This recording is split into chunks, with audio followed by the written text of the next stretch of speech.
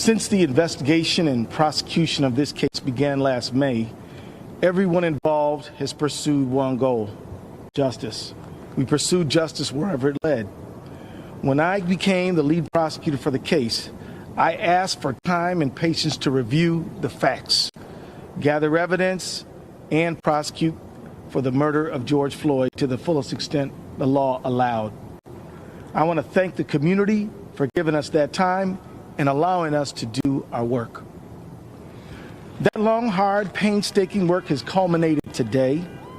I would not call today's verdict justice, however, because justice implies true restoration. But it is accountability, which is the first step towards justice. And now the cause of justice is in your hands. And when I say your hands, I mean the hands of the people of the United States. George Floyd mattered. He was loved by his family and his friends. His death shocked the conscience of our community, our country, the whole world. He was loved by his family and friends. But that isn't why he mattered. He mattered because he was a human being. And there is no way we can turn away from that reality. The people who stopped and raised their voices on May 25th, 2020, were a bouquet of humanity, a phrase I stole from my friend Jerry Blackwell.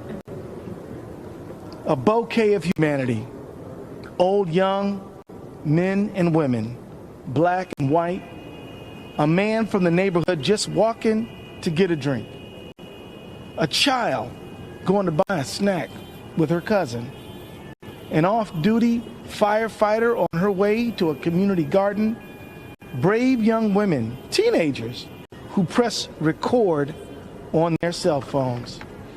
Why did they stop? They didn't know George Floyd.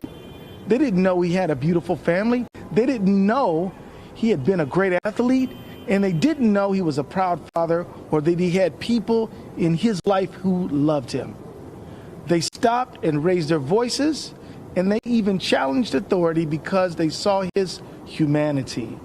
They stopped and they raised their voices because they knew that what they were seeing was wrong.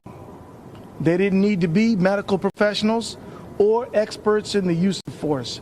They knew it was wrong, and they were right. These community members, this bouquet of humanity, did it again in this trial.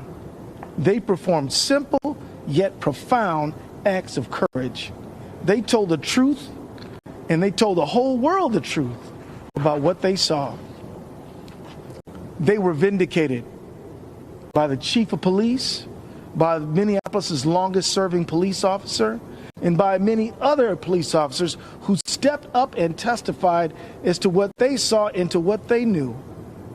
What happened on that street was wrong. We owe it, and we owe our gratitude to we owe them our gratitude for fulfilling their civic duty and for their courage in telling the truth. To countless people in Minnesota and across the United States who joined them in peacefully demanding justice for George Floyd, we say, all of us, thank you.